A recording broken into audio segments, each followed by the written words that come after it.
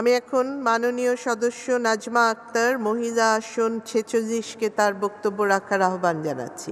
আপনার সময় 16 minute. 16 minute. বিসমিল্লাহির রহমানির রহিম। আসসালামু আলাইকুম। মাননীয় স্পিকার, আপনাকে ধন্যবাদ। এই মহান সংসদে মহামান্য রাষ্ট্রপতির ভাষণের উপর সাধারণ আলোচনার অংশগ্রহণের সুযোগ পেয়ে সর্বপ্রথম মহান আল্লাহ তাআলার দরবারে শুকরিয়া আদায় করছি। তৃতীয়বারের মতো স্পিকার হিসেবে শপথ নেয় আপনাকে জানাই আন্তরিক ধন্যবাদ ও অভিনন্দন।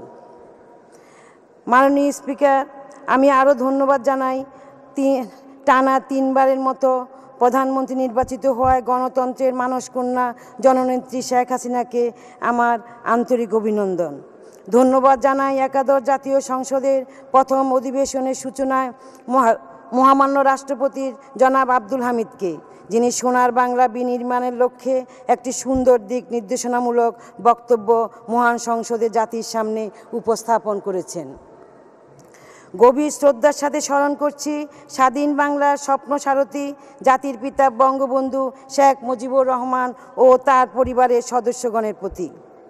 গত মাসে পুরান ঢাকা চকবাজার ট্র্যাজেডির চুরিহাট্টায় অগ্নিকাণ্ডে যারা শহীদ হয়েছে তাদের বিদেহী আত্মার মাগফিরাত ও শোক সন্তপ্ত পরিবারের প্রতি গভীর সমবেদনা জানাচ্ছি এবং যারা আহত হয়ে হাসপাতালে মৃত্যুর সাথে পাঞ্জা লড়ছেন পরম করুণাময় রাব্বুল আলামিনের কাছে তাদের দ্রুত সুস্থতা কামনা করছি। মাননীয় স্পিকার, এই মাস স্বাধীনতার মাস, তাই আমি বক্তব্যের শুরুতেই স্মরণ করছি 1971 সালে মহান মুক্তিযুদ্ধে 30 লক্ষ শহীদ ও সম্ভ্রম হারানো মা বোনদের, যাদের লক্ষ্য ত্যাগের বিনিময়ে আমরা পেয়েছি বিশ্বের মানচিত্রে লাল সবুজ পতাকা ও বাংলাদেশ নামক একটি ভূখণ্ড। স্মরণ করছি 91 সালে এরশাদ মুক্তি আন্দোলনে মাগুরা রবিউল, ঝিনাইদহের হেডলি, ফেনীর রিপন, ঢাকার স্বপন সহ যারা শহীদ হয়েছেন আমি তাদের বিদেহী আত্মার মাগফিরাত কামনা করছি ও তাদের পরিবারের প্রতি গভীর সমবেদনা জানাচ্ছি। মাননীয় স্পিকার, জাতির জনকের অনেক স্বপ্ন ছিল যুদ্ধ বিধ্বস্ত বাংলাদেশকে সোনার বাংলায় রূপান্তরিত করা। সেনাবাহিনীর কিছু বিপদগামী সদস্য সপরিবারে হত্যার মাধ্যমে মুছে দেয় জাতির জনকের লালিত স্বপ্নগুলো। জাতির জনকের লালিত স্বপ্নগুলো বাস্তবে রূপ দিতে দেশের এক ক্লান্তি লগ্নে হাল ধরেন আমার নেতা পল্লীবধূ হোসেন মোহাম্মদ এরশাদ। তিনি ক্ষমতায় অধিষ্ঠিত হয়ে যা নতুন বাংলা গড়ার স্বপ্ন দেখেন, আর সেই জন্য তিনি দেশের এক প্রান্ত থেকে অপর প্রান্তে ছুটেছেন। 9 বছর ক্ষমতায় থাকাকালীন দেশের যে উন্নয়ন হয়েছে তা ইতিহাসে স্মরণীয় হয়ে থাকবে। তিনি ক্ষমতায় ধরে রাখার চেষ্টা করেনি, তিনি ক্ষমতার বিকেন্দ্রীকরণ করেছেন। তারই একটি উজ্জ্বল দৃষ্টান্ত জেলা উপজেলা পরিষদ গঠন। মাননীয় স্পিকার, 9 বছরের সফল রাষ্ট্রনায়ক ও বিরোধী দলের নেতা পল্লীবন্ধু হোসেন মোহাম্মদ এরশাদের দীর্ঘায়ু কামনা করছি ও কৃতজ্ঞতা জ্ঞাপন করছি, যিনি আমাকে সংসদ সদস্য বানিয়ে মহান সংসদে কথা বলা ও সম্মানের আসনে অধিষ্ঠিত করেছেন। আরও ধন্যবাদ জানাই সাবেক ফার্স্ট লেডি ও সাবেক বিরোধী দলীয় নেতা বেগম রোশন এরশাদকে। মাননীয় স্পিকার, এই মাসে উপজেলা নির্বাচন অনুষ্ঠিত হবে। এই উপজেলার প্রবর্তক পল্লীবন্ধু হোসেন মোহাম্মদ এরশাদ তার এই ধারণা ছিল প্রশাসন ব্যবস্থাটাকে পাল্টে দেয়া, কর্তৃত্ব সাধারণ মানুষের হাতের মুঠোয় পৌঁছে দেয়া। উপজেলা ব্যবস্থা চালুর আগে শহর ও গ্রামের ব্যবধান ছিল অনতিক্রম। শহরের সভ্যতা বিস্তারের প্রয়োজনে আমাদের গ্রামগুলো হয়েছিল বিবর্ণ। নগর সভ্যতার সুযোগ সুবিধা সবটুকুই একচেটিয়াভাবে ভোগ করেছিল শহরের মানুষ। উপজেলা ব্যবস্থা চালুর পর বাংলাদেশের সেই দুঃসহ সময়ের অবসান ঘটেছে, খুলেছে আমূল পরিবর্তনের দুয়ার, যার ফলে আজ গ্রামের মানুষগুলো সামগ্রিক উন্নয়ন কর্মকাণ্ডের প্রত্যক্ষ অংশীদার হতে পেরেছে। তাদের আর্থসামাজিক উন্নয়ন সহ সামগ্রিক উন্নয়নের জন্য তাদের সরাসরি নেতৃত্ব নির্বাচনের ব্যবস্থা করে দিয়েছেন পল্লীবন্ধু হোসেন মোহাম্মদ এরশাদ। তিনি ব্রিটিশ আমলের থানা পরিষদ ভেঙে দিয়ে উপজেলা পরিষদ গঠন ছিল তার একটি যুগান্তকারী ও সাহসী পদক্ষেপ। শুধু উপজেলা নয়, গোটা বাংলাদেশে তিনি আমূল পরিবর্তন করেছিলেন তার মেধা ও যোগ্যতা দিয়ে। মাননীয় স্পিকার, মহামান্য রাষ্ট্রপতি তার লিখিত 158 পৃষ্ঠার এই দীর্ঘ বক্তব্যে সরকারের বিগত 10 বছরের যে উন্নয়ন হয়েছে তা তিনি মহান সংসদের মাধ্যমে জাতির সামনে তুলে ধরেছেন। তার এই ভাষণটি আমার কাছে একটি পূর্ণাঙ্গ দলিলের মতো।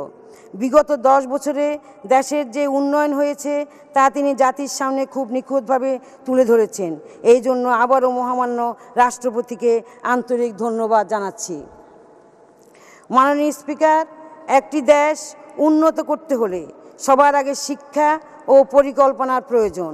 মহামান্য রাষ্ট্রপতি তার ভাষণে এই পরিকল্পনার কথা নিখুঁতভাবে তুলে ধরেছেন। তিনি বলেছেন, সামাজিক নিরাপত্তা বেষ্টনীকে আরও যুগোপযোগী কার্যকর করার লক্ষ্যে সরকার জাতীয় সামাজিক নিরাপত্তা কৌশল প্রণয়ন করেছে, যা গত 1 জুন 2015 সালে মন্ত্রিসভার বৈঠকে অনুমোদিত হয়েছে। এই নীতির মূল কৌশল হচ্ছে দেশকে ক্ষুধা দারিদ্র্যমুক্ত করে দেশের সকল উপযুক্ত নাগরিক, বিশেষ করে দারিদ্র্য ও ঝুঁকিপূর্ণ নাগরিকদের জন্য সামাজিক নিরাপত্তামূলক ব্যবস্থার আওতায় আনা। মাননীয় স্পিকার, সমাজের অনগ্রসর জনগোষ্ঠীর সার্বিক অবস্থার উন্নয়ন দেশের আর্থসামাজিক অগ্রগতির একটি গুরুত্বপূর্ণ নির্দেশক।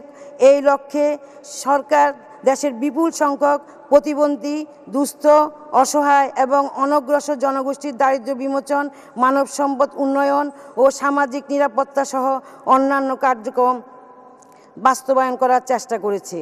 আমরা সরকারের এই প্রচেষ্টাকে স্বাগত জানাই।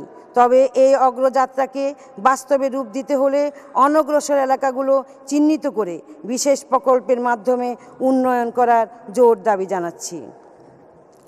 মাননীয় স্পিকার, জাতীয় উন্নয়ন ও অগ্রগতি অর্জনের অন্যতম হাতিয়ার হলো যুব সমাজ। আমাদের যুব সমাজকে দক্ষ জনশক্তিতে পরিণত করতে হবে। কিন্তু মরণ নেশা মাদকের ছোবলে দেশ আজ জর্জরিত। দেশের বিভিন্ন জেলা সীমান্তে দিয়ে অহরহ মাদক প্রবেশ করছে। এই মাদকের ভয়াবহতায় আমাদের যুব সমাজ ধ্বংসের দ্বারপ্রান্তে এসে পৌঁছেছে। মাদকের এই অভিশাপ থেকে যুব সমাজকে রক্ষা করতে হবে।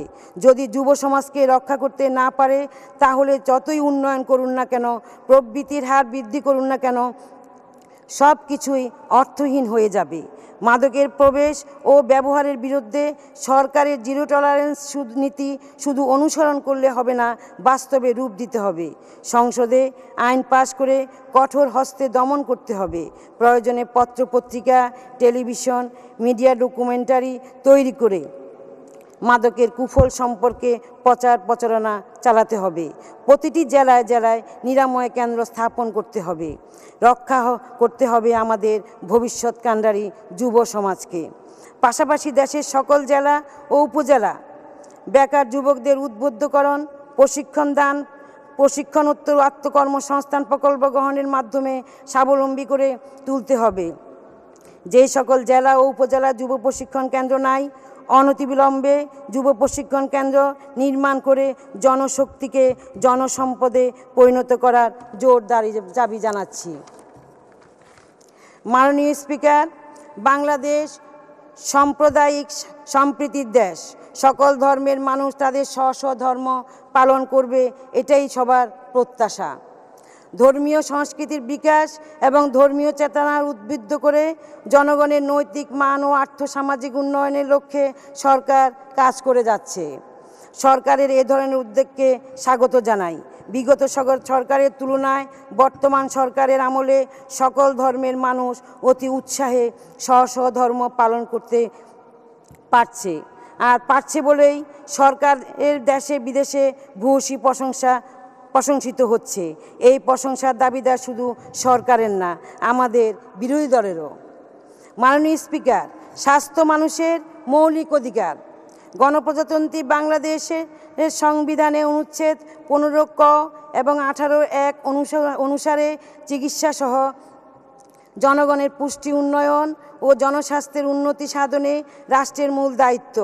সরকার জনগণের এই অধিকারকে বাস্তবে রূপ দেওয়ার জন্য যে চেষ্টা চালিয়ে যাচ্ছে, বিগত 10 বছরে কমিউনিটি ক্লিনিক স্থাপন সহ সরকারের স্বাস্থ্য খাতে অনেক উন্নয়ন করেছে, যার সুফল দেশবাসী আজ ভোগ করছে।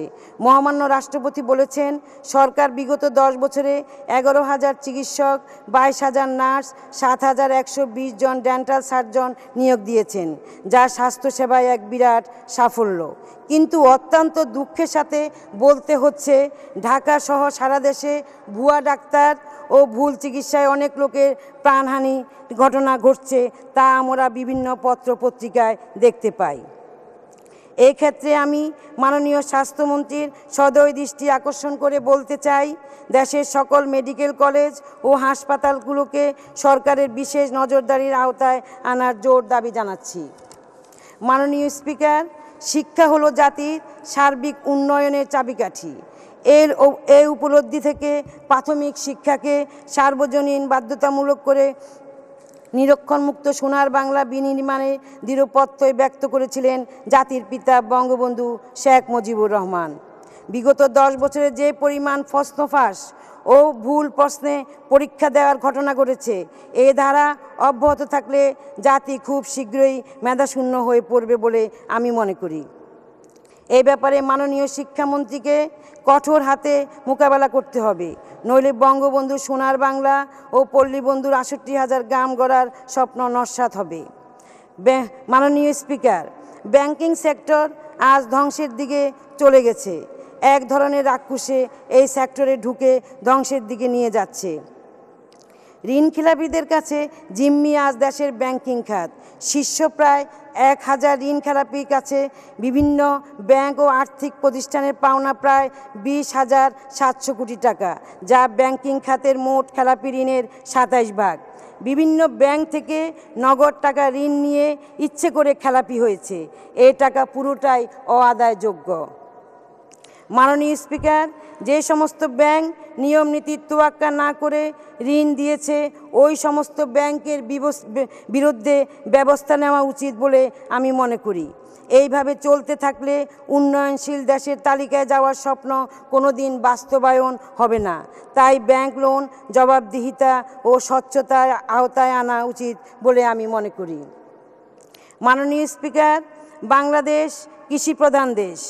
দেশের উন্নয়ন ও অর্থনীতির মূল চালিকা শক্তি হচ্ছে কৃষি। দেশের বিশাল জনগোষ্ঠীর খাদ্য ও পুষ্টি নিরাপত্তা নিশ্চিত করা আমাদের বিরাট চ্যালেঞ্জ। এই চ্যালেঞ্জ মোকাবেলা করে সুদূর প্রসারী পরিকল্পনা গ্রহণের মাধ্যমে দেশ আর খাদ্য স্বয়ংসম্পূর্ণ অর্জন করতে সক্ষম হয়েছে। এই প্রশংসার দাবিদার যেমন সরকার, তেমনি দেশের কৃষক সমাজ। এই ক্ষেত্রে দেশের কৃষক সমাজকে উদ্বুদ্ধকরণের লক্ষ্যে বিশেষ মেগা প্রকল্প করতে হবে। মাননীয় স্পিকার, জাতির পিতা বঙ্গবন্ধু শেখ মুজিবুর রহমান গণপ্রজাতন্ত্রী বাংলাদেশের সংবিধানে রাষ্ট্র এবং জনজীবনের সকল ক্ষেত্রে নারীর সক্রিয় অংশগ্রহণ ও সম অধিকার প্রতিষ্ঠার মাধ্যমে নারী উন্নয়নের প্রক্রিয়া শুরু করেন। মুক্তিযুদ্ধে ক্ষতিগ্রস্ত নারীদের পুনর্বাসন ও ক্ষমতায়নের লক্ষ্যে 1972 সালে নারী পুনর্বাসন বোর্ড গঠনের মাধ্যমে নারীদের প্রাতিষ্ঠানিক অভিযাত্রা শুরু করেন। তারই ধারাবাহিকতায় পল্লীবন্ধু হোসেন মোহাম্মদ এরশাদ সংসদে নারী আসনের মেয়াদ বৃদ্ধি করেন। এই ধারা অব্যাহত রেখে জাতির জনকের কন্যা মাননীয় প্রধানমন্ত্রী নারী আসনের সংখ্যা 35 থেকে 50 উন্নতি করেন। পরবর্তীতে ইউনিয়ন, উপজেলা পরিষদ, পৌরসভায় ও সংরক্ষিত নারী আসন 1/3 উন্নীত করেন এবং সরাসরি নির্বাচনের ব্যবস্থা রাখেন। এই জন্য মাননীয় প্রধানমন্ত্রীকে আন্তরিক অভিনন্দন ও শুভেচ্ছা। ধন্যবাদ। মাননীয় স্পিকার, বর্তমান সমাজে নারী ও শিশু ধর্ষণ একটি ব্যাধিতে পরিণত হয়েছে। পত্রিকার পাতা খুললে দেখা যায় দেশের কোথাও না কোথায় নারী অথবা শিশু ধর্ষিত হচ্ছে।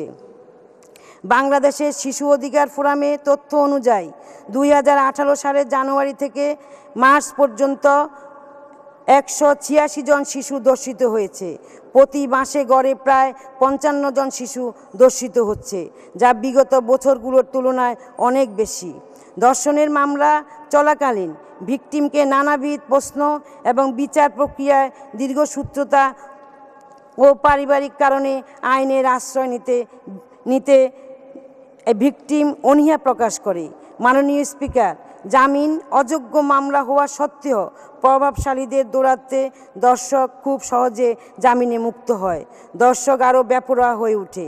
অপরাধ করে যদি ও জামিনে মুক্ত হয় তাহলে অপরাধের মাত্রা অনেকটাই বেড়ে যায়। প্রয়োজনে বিশেষ করে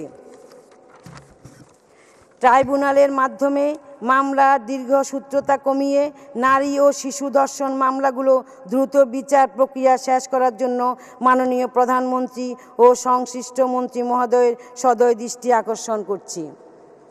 মাননীয় স্পিকার, জাতীয় সংসদ দেশের জনগণের আশা আকাঙ্ক্ষা কেন্দ্রবিন্দু। সরকার সার্বিক আর্থসামাজিক উন্নয়ন অভূতপূর্ব গতিশীলতা সঞ্চালনের মধ্য দিয়ে দেশকে উন্নত ও আলোকিত দেশ হিসেবে গড়ে তুলবে, এটাই জাতির প্রত্যাশা। সরকারি দলের পাশাপাশি আমাদের গঠনমূলক সমালোচনাগুলো সরকারের দিক নির্দেশনা হিসেবে গ্রহণ করতে হবে। পরিশেষে মহামান্য রাষ্ট্রপতি, মাননীয় প্রধানমন্ত্রী, মাননীয় স্পিকার, আপনি সহ জাতীয় পার্টির মাননীয় চেয়ারম্যান, 9 বছরের সফল রাষ্ট্রনায়ক পল্লীবন্ধু হোসেন মোহাম্মদ এরশাদ, বেগম রোশন এরশাদ, মাননীয় ডেপুটি স্পিকার, পরিষদের সদস্যবৃন্দ, মন্ত্রী পরিষদের সদস্যবৃন্দ ও সংসদ সদস্যবৃন্দকে আন্তরিক শুভেচ্ছা জানিয়ে আমার বক্তব্য শেষ করছি। বাংলাদেশ জিন্দাবাদ, জাতীয় পার্টি জিন্দাবাদ, জয় হোক পল্লীবন্ধু হোসেন মোহাম্মদ এরশাদের। ধন্যবাদ মাননীয় সদস্য।